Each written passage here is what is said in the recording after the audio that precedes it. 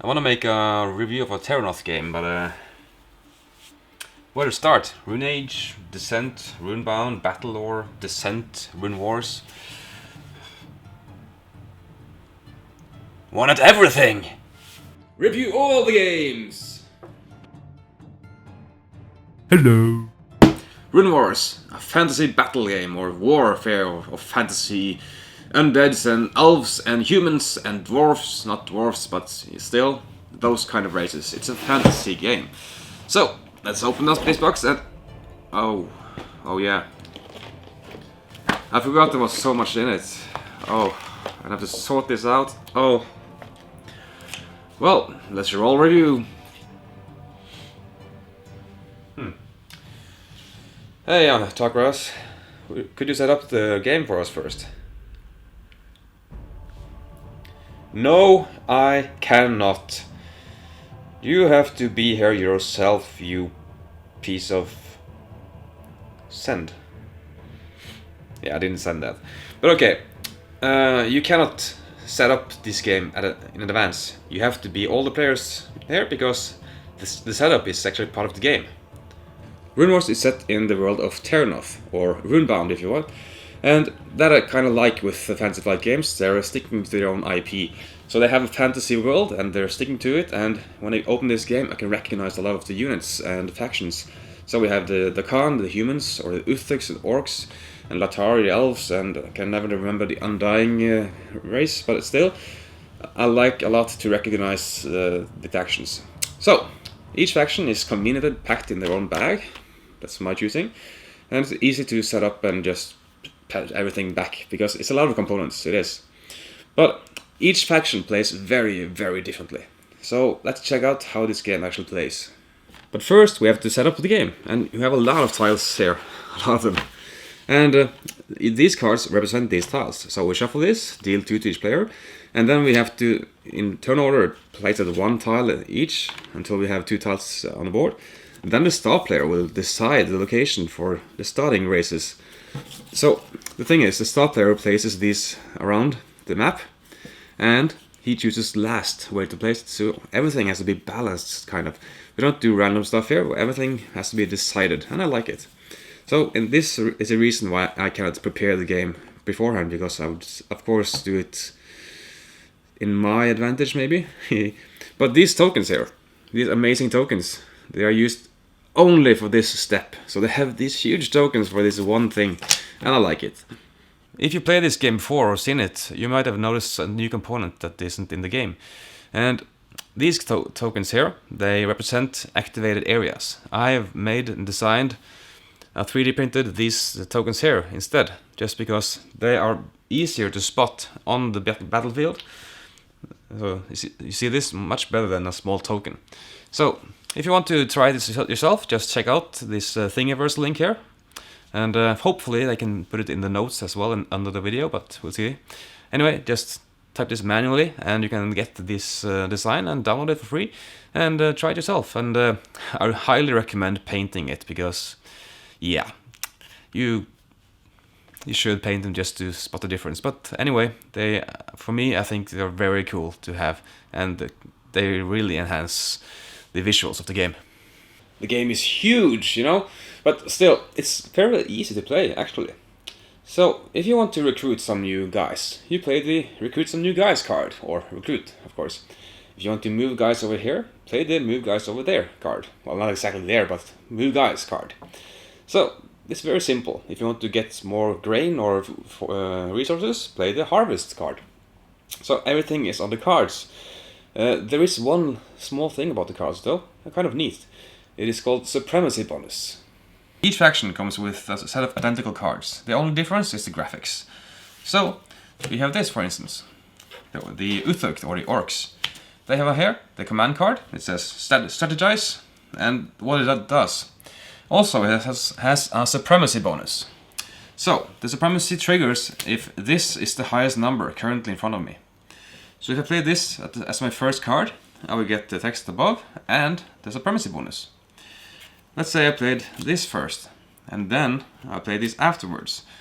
Then this isn't the highest number anymore. So I don't get the Supremacy bonus, I only get the top here. So this effect allows you to kind of plan out and guess what the opponent is about to play, because you kind of know what they're going for, but do they want to sacrifice to go too high or too low and lose their supremacy bonus? And I like this mechanism here very well, because it really makes it more easier to plan ahead and make good guesses at what the opponent is going to do. So we play command cards each round. So a round, what is that? Well, it's a year.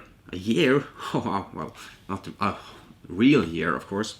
But a year is consisting of 4 seasons. We have the spring, summer, fall, or autumn, and winter. And each season we play one of the command cards. So the command card I played here will stay on the table, and we add a new command card, and both will stay on the table, and so forth, until the 4th command card. And then at the start of spring, we get the cards back on our hand. Hopefully, because some of these cards have events that don't allow you to take all your cards back. Some will have events that makes good harvest. Some have some councils, a wizard's council, which you make a vote and you can influence something in the game. But in the winter, if you don't have enough food stored up, you will lose units if you have too many on one space, because there is no access to food in the winter. You have to have it in storage.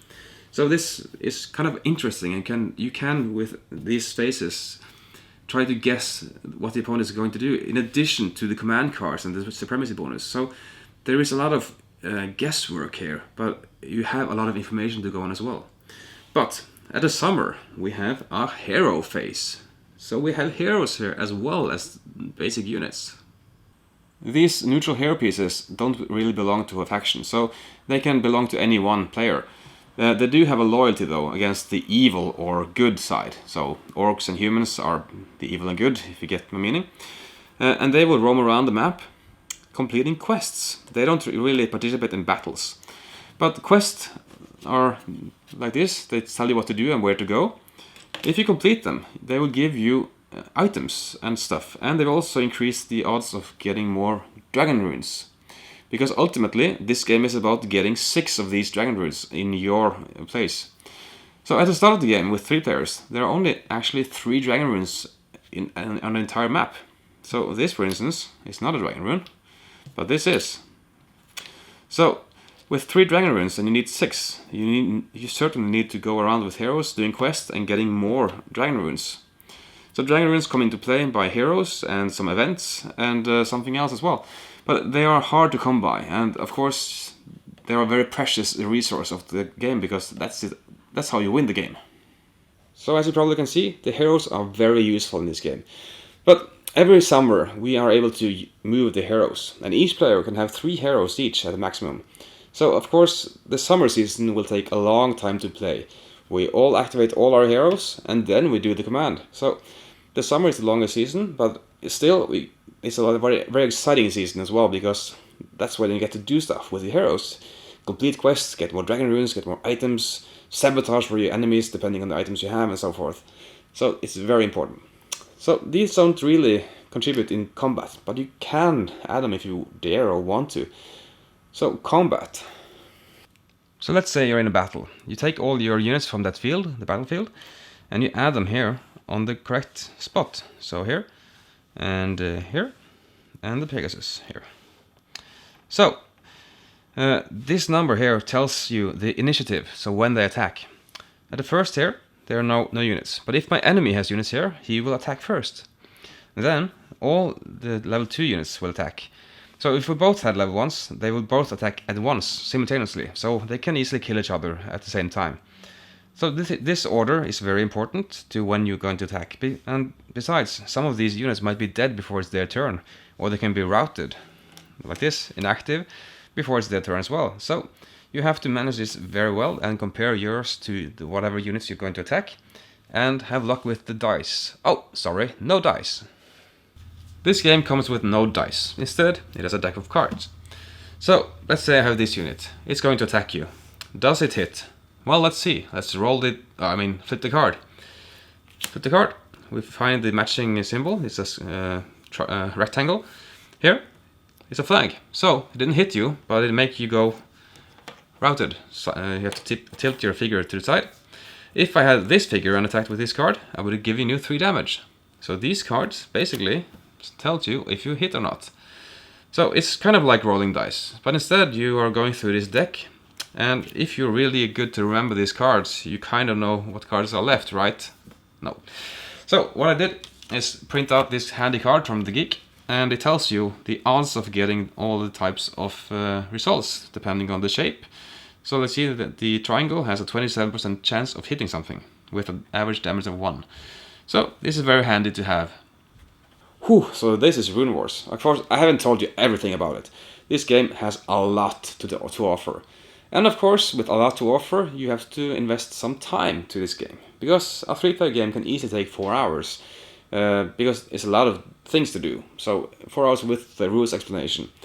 First you have the setup, which takes a while. And you have to consider your options and stuff, and then you have the every round, and you have the hero phase, which takes a while. So, but still, you have a lot to think about. What I do will directly make you do other stuff than you were intended to do at the first place. So, the interaction level here in this game is very high. I like it a lot, and there's so much things to do and so much things to think about. Playing it.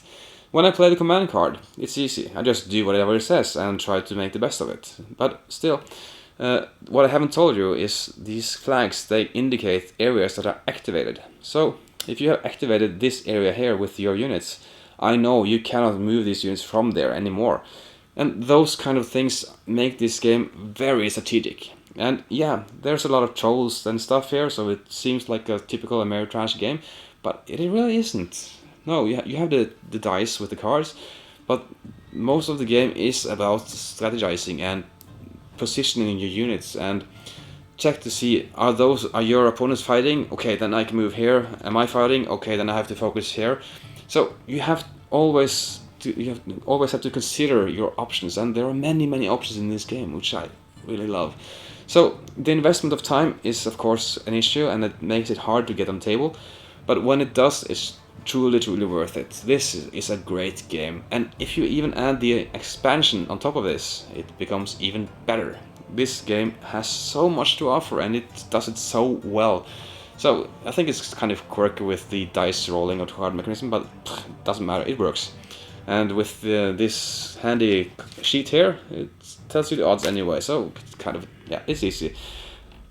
So, I don't know how to say this anymore, but this is a highly recommended game from my part. I truly love this game. So, with the expansion, it adds even more options. You can upgrade more on your base, and your faction has more upgrade available, or you can change the rules of your factions, and you can add more units to add more variety and more options as well.